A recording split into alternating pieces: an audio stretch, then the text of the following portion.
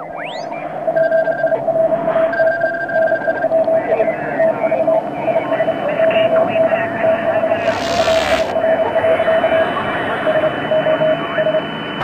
are some who feel like that, the conditions are such that they can attack us there. My answer is bring them on.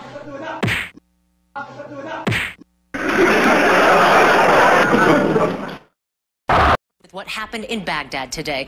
President Bush showed up for an unannounced farewell visit. But much like the war in Iraq itself, things didn't go exactly the way they were planned. CNN's Michael Ware is in Baghdad. I talked to him just a few minutes ago. So, Michael, you may not like President Bush's politics, but one thing you can't say for sure is that the man has great reflexes. So tell us what happened. Yeah, absolutely. Absolutely. Talk about reinventing duck and cover. Okay, what happened here today is during the President's surprise visit, he has a press conference this evening, local time, with the Iraqi Prime Minister Nouri al-Maliki. Now, then the most extraordinary scenes took place. While President Bush was talking, an Iraqi journalist for a television network here stood up and threw his shoes, first one, then the other, at President Bush, narrowly missing his head, and there we see the reflexes of the president. After this, obviously, Secret Service and others jump on this guy and drag him out, still screaming, having called President Bush a dog and saying that, this is your farewell, so to speak.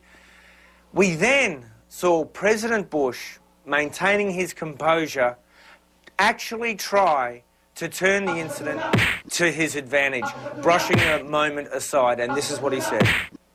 So what if the guy threw a shoe at me?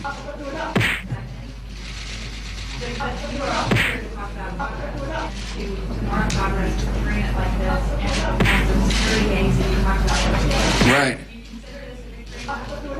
No, I consider it an important step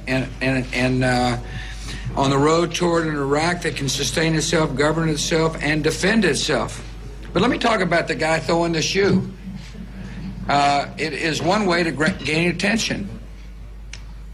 It's like going to a political rally and having people yell at you. It's like driving down the street and have people not gesturing with all 5 fingers.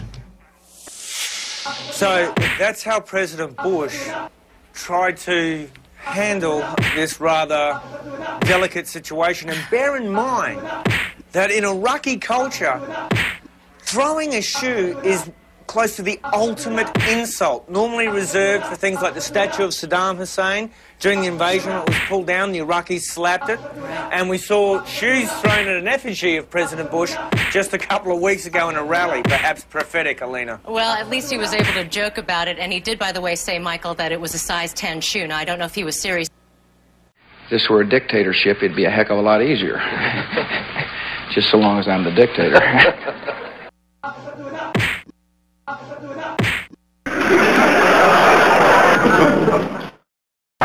This is the site of my conception. I am the fruits of your labor. I am the offspring of the movement. So when people ask me whether I've been to Selma before, I tell them I'm coming home. Barack, the magic Negro, lives in D.C. The L.A. Times, they called him that 'cause he's not authentic like me.